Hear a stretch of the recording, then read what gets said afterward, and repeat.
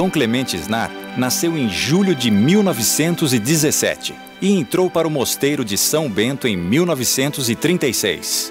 Foi eleito e ordenado bispo de Nova Friburgo em 1960, 2 anos antes do começo do Concílio Vaticano II. Participou de todas as sessões do concílio que discutiu e aprovou a Constituição sobre liturgia. Após o concílio, foi nomeado membro do Conselho para a execução da reforma litúrgica no Brasil. Durante 23 anos, foi o bispo responsável pela liturgia junto à CNBB. Ali traduziu livros, elaborou documentos e trabalhou intensamente na reforma litúrgica nas diferentes dioceses de nosso país. Dom Clemente promoveu a reforma litúrgica no Brasil com muito amor e profundo conhecimento, sempre sob a luz da Constituição sobre Liturgia, documento elaborado no Concílio Vaticano II e que ficou conhecido como Sacrosanctum Concilium. Muita gente pergunta por que tanta coisa mudou nas celebrações da Igreja, tantas modificações na liturgia. Eu vou contar a vocês alguma coisa.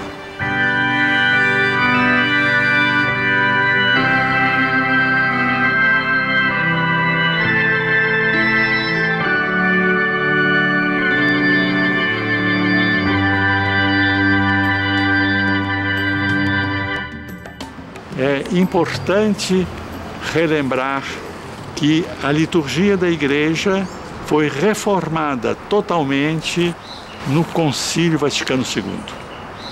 Quando João XXIII convocou o concílio, ele pensava numa reforma da Igreja, mas uma coisa um pouco mais moderada, não naquilo que se fez realmente. Mas as comissões preparatórias, orientadas pela Cúria Romana, prepararam uns documentos insignificantes, que não foram aceitos pelos bispos conciliares. Menos um. O projeto de liturgia estava muito bom. Devia-se isso à atuação do padre Aníbal Bugnini. Então, os bispos reunidos tinham recebido um volume cheio de projetos. Eles resolveram começar o concílio pela liturgia. Então foi o documento de liturgia que, emendado, melhorado, deu depois a Constituição de Liturgia com o nome de Sacrosanctum Concilium. Então, esta Constituição foi, de fato, abrangente. Ela pegava todos os aspectos da liturgia na Igreja. Começava falando da liturgia em si mesma. Depois, um outro capítulo sobre a Eucaristia. Depois dos sacramentos. E depois entrava pelo ano litúrgico, pela música, pela arte sacra. Não houve capítulo da vida litúrgica que ficasse esquecido. E essa Constituição, até hoje, é sumamente atual. Eu acho uma glória, que eu tive a glória de estar presente no concílio a toda a discussão dessa Constituição. E nós, no concílio, lutamos pela ideia da participação ativa. E em nome da participação ativa, nós cuidamos primeiro, de traduzir a liturgia. Deixar a língua latina, que de fato é muito bonita, mas eu gosto muito do latim, aprendi bem o latim, mas o povo, como é que o povo ia participar com o latim? Então, nós tivemos a coragem de sacrificar o latim, mas foi difícil, porque havia um grupo de conservadores que defendia o latim a todo custo. E o que fazer? Conseguimos vitórias parciais. É interessante que a liturgia começou a ser permitida certas partes em latim, mas pouco a pouco chegamos ao estado atual, em que toda a vida litúrgica pode ser na língua do povo. E eu queria aqui mencionar uma grande figura do concílio, que foi um patriarca melquita, Máximos IV. Máximos IV era um velhinho de barbas brancas, e ele, no concílio, fazia questão de já falar em francês. Todo mundo falava em latim, até eu falei em latim. Talvez um latim ruim, mas falei. Mas ele não. Ele podia falar um latim muito bom. Ele quis falar em francês. E eu me lembro que ele, um dia, proclamou, ecoando na Basílica Vaticana: Le latin est mort, l'Église est vivante. O latim está morto, mas a igreja está viva. Que grande homem! E essa palavra do patriarca Máximos IV foi uma espécie de introdução geral para a constituição de liturgia. Depois, era preciso trazer a Constituição para ela ser aplicada. E aqui houve a grande inteligência e visão do Papa Paulo VI. É grande João XXIII que convocou o concílio, mas é também muito grande Paulo VI, que teve a coragem de continuar o concílio e levar o concílio à sua aplicação. Então, o que fez ele? Quando foi aprovada a Constituição, teve apenas 4 votos contra. Mais ou menos a gente sabe quem foi. 2 brasileiros, um italiano e um francês. Bem, esses 4 bispos votaram contra. Não agrada a Constituição.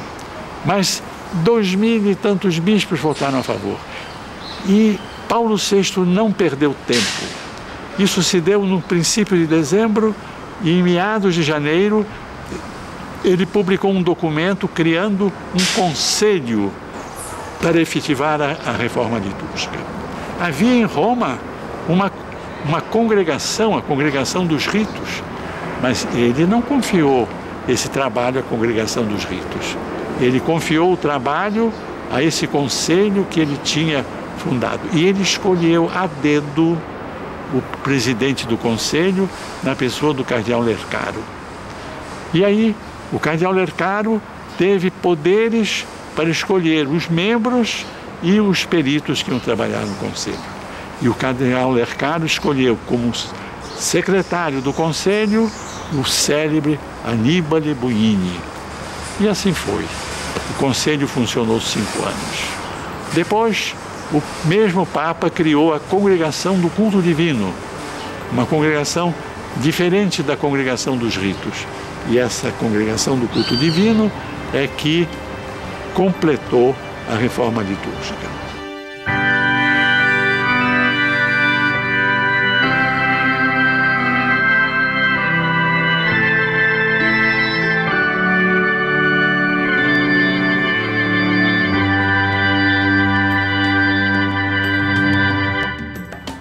Aprovada a Constituição em Roma, era preciso trazer essa Constituição ao Brasil. Os bispos do Brasil estavam todos em Roma por causa do concílio. Então lá se reuniram e elegeram não só uma nova diretoria para a CNBB, mas também uma direção para a liturgia. E eu fui encarregado da Comissão Nacional de Liturgia.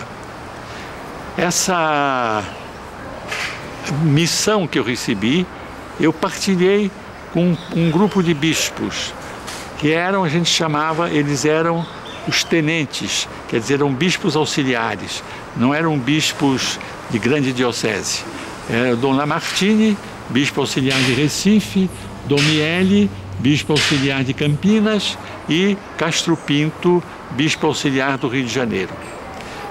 Essas pessoas ajudaram muito e foram as responsáveis pela primeira parte da aplicação da liturgia no Brasil. Também foi criado logo no início o Instituto Superior de Pastoral Litúrgica, pela sigla ISPAL. O diretor era um beneditino francês, que depois se afastou, e depois teve vários diretores, entre eles o padre Bush de Campinas. E trabalhou muito lá o padre Malcir Gibim, que eu não nomeei diretor porque era muito moço e talvez um pouco ousado. Então eu deixei ele de lado. Mas e vieram outros. Trabalhou muito naquele tempo o padre Frei Alberto Becoisa, franciscano, que de fato foi um personagem importantíssimo para a reforma litúrgica. E depois vieram outros. O ISPAL formou um grupo muito grande de padres vindos de todo o Brasil, e esses padres depois foram espalhando nas suas dioceses, nas suas paróquias, o que tinham aprendido no ISPAL. Tratava-se não apenas agora da participação ativa na liturgia, mas tratava também de uma compreensão da liturgia que transformava uma visão de igreja. De fato, a liturgia trouxe aqui no Brasil uma nova visão de igreja. Então, enriqueceu a igreja. E isso, creio, que era desejo do Papa João XXIII e do Papa Paulo VI, e foi também desejo de todos nós. Depois, o trabalho foi se fazendo mais humilde, mais modesto. Foi preciso traduzir todos os documentos que iam sendo aprovados em Roma, todos os rituais. Não fizemos um volume só, mas para traduzir o missal, traduzir o que se chamava de breviário, foi muito difícil, muito trabalhoso. E aí não posso deixar de mencionar o padre José Weber, que José Weber foi um perito que se encarregou especialmente da liturgia das horas. E ele é o autor, praticamente, da nova versão dos Salmos, que é muito boa. Eu conheço a liturgia das horas de outros países. A nossa faz competição com qualquer uma. Eu tenho a impressão que supera até a liturgia das horas da França. Não há dúvida que na Europa eles têm peritos mais bem formados e em grande número. Eu me lembro que eu conheci em Roma todos esses peritos durante o trabalho da Congregação do Culto Divina, mas esse trabalho era feito por muitos, franceses, alemães, belgas, holandeses, italianos, espanhóis, né?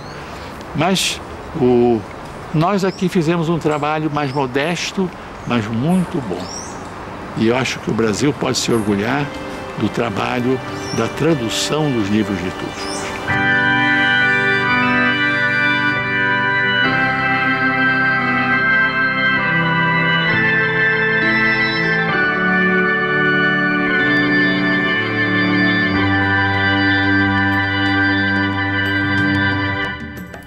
Agora é interessante a gente ver como é que no Brasil nasce não digo movimento litúrgico, mas nasce um trabalho de liturgia muito sério, que vai sendo feito aos poucos.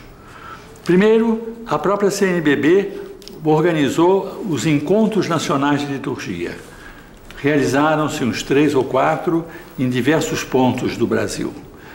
E num desses encontros nacionais se resolveu fazer uma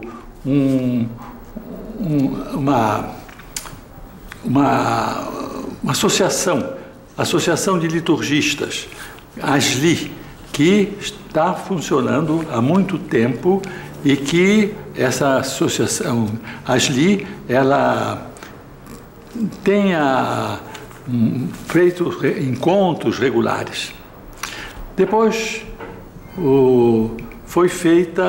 foram feitos os trabalhos sobre os sacramentos, aprovados na Assembleia Geral.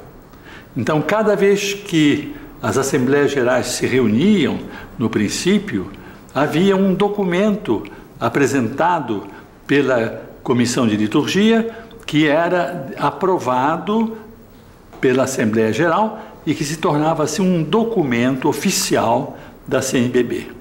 Assim, sobre o batismo, sobre a crisma, sobre a Eucaristia. E esses documentos se somaram e hoje eles são uma fonte preciosa que mostra o que se fez sobre liturgia aqui. Mas não foi só isso. Também se preparou um documento sobre animação da vida litúrgica no Brasil. É o documento número 43 da vida da CNBB, da coleção azul, que é a coleção de documentos. E esse 43 representa uma espécie de coisa básica, um trabalho básico sobre a liturgia.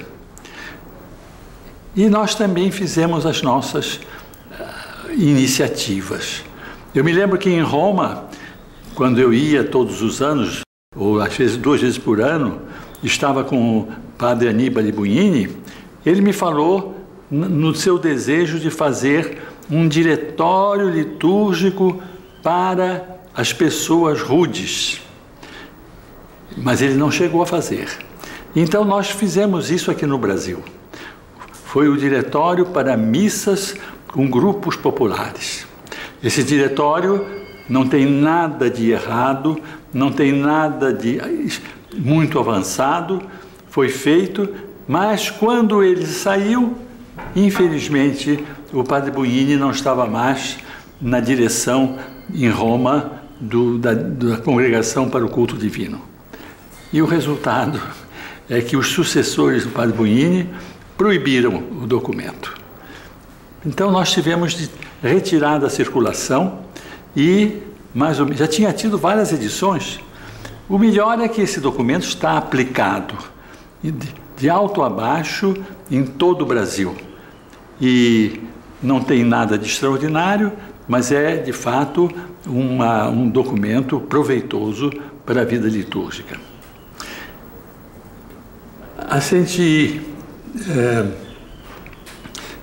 Depois, parece que a congregação em Roma se arrependeu do que tinha feito, então nos animou a apresentar de novo, com modificações, mas o que eles esperavam era uma coisa tão sem gosto, sem sabor, que nós, na CNBB, achamos melhor não apresentar. E dissemos que não íamos apresentar. E ficou por isso mesmo. Era a pessoa que trabalhou naquele tempo, hoje é cardeal Noé. Ele cuida da Basílica Vaticana.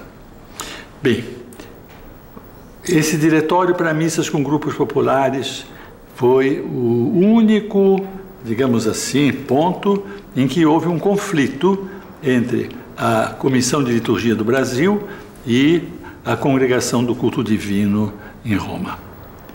Depois, nós também publicamos muita coisa. A CNBB publicou. E vieram outros, vamos dizer assim, surgiram outros astros no céu da liturgia. E um deles era o padre Gregório Lutz, que assumiu em São Paulo a direção do Centro de Liturgia, formando liturgistas. Então, a ASLI, a Associação dos Liturgistas, e o Centro de Liturgia, e trabalham em união um com o outro.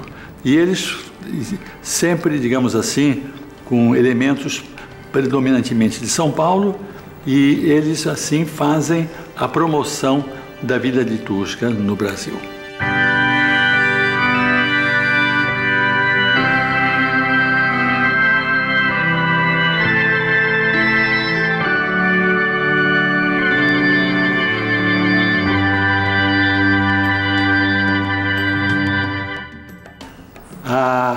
inculturação da liturgia é um tema bastante discutido. No entanto, não se deve esquecer que é uma necessidade. A liturgia impregna a cultura popular e, com isso, ela recebe elementos da cultura popular. Ninguém vai negar que a liturgia mais antiga tem elementos da cultura grega, da cultura latina. Então, por que não vai ter elementos da cultura africana, da cultura oriental, japonesa, chinesa, hindu? Então, a inculturação é uma grande batalha que teve de se fazer. E, no princípio, a igreja, as pessoas que dirigiam a igreja foram contrárias, né? Então, os jesuítas na China tentaram fazer uma inculturação e, no entanto, acabaram sendo proibidos e dominou a opinião daqueles que queriam simplesmente transpor para aqueles países a cultura ocidental.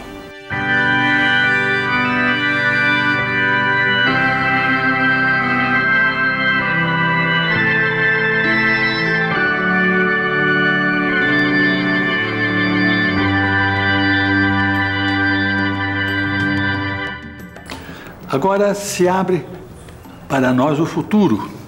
Quais as perspectivas? Para onde caminhamos?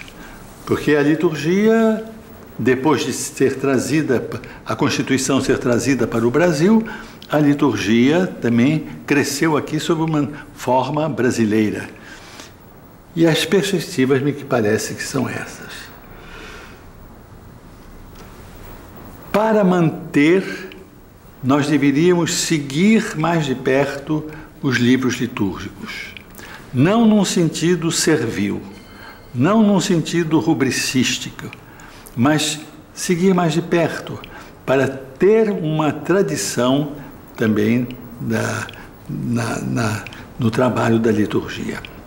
E essa tradição, às vezes, não é tradicionalismo, mas é simplesmente uma coerência com aquilo que vinha dos antepassados. A gente tem de seguir para frente, mas num roteiro, uma rota bem definida. Isso, por outro lado, a liturgia está numa espécie de encruzilhada, porque houve pessoas que não gostaram da Constituição Sacrosanctum Concilium, e que combateram, e que surgiu até na Europa um cisma do Monsignor Lefebvre, que se estendeu ao Brasil. No Brasil agora parece que foi extinto, mas eu não acredito que culturalmente não está extinto. E depois essas oposições, né, são oposições de mentalidade. E em Roma, atualmente na Congregação do Culto Divino, o cardeal-prefeito é uma pessoa que segue opiniões, a meu ver, totalmente erradas, né? E ele atrapalha bastante o trabalho da congregação. Felizmente não pode atrapalhar tudo, porque lá dentro tem muitos peritos, muitas pessoas que trabalham bem e que seguem a linha antiga. Mas ele, felizmente, já completou 75 anos, de maneira que eu acho que deverá ser substituído em breve. E então, vocês vejam que a gente está, assim, o grande que está em jogo é a renovação conciliar, né? A renovação conciliar é aquilo que está em jogo, né? E esperemos que a Igreja tenha a coragem de manter e de desenvolver a linha do Concílio Ecumênico Vaticano II.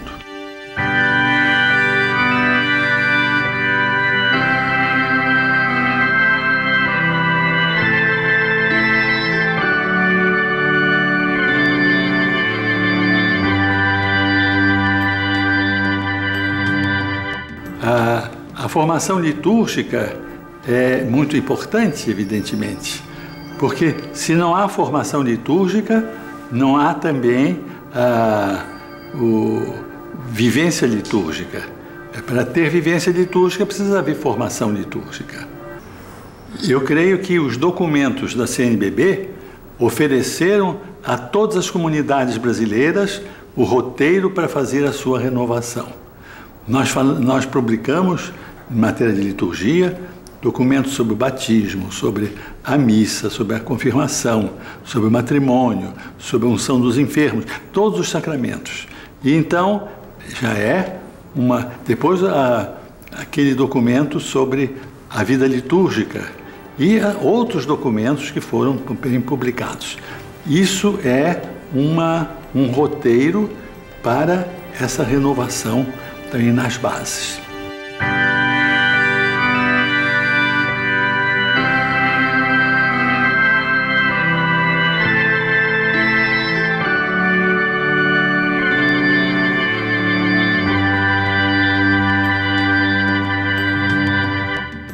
A liturgia é a vida cristã, porque a vida cristã não se distingue da liturgia. A liturgia não é uma perfumaria que vem, digamos assim, dar um bom cheiro à igreja, não.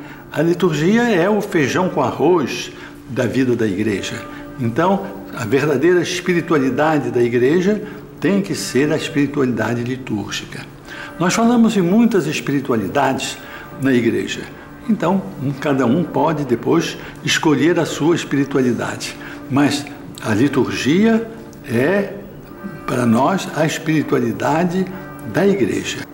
Eu gostaria de dizer: sejam fiéis à Constituição Sacrosantum Concilium.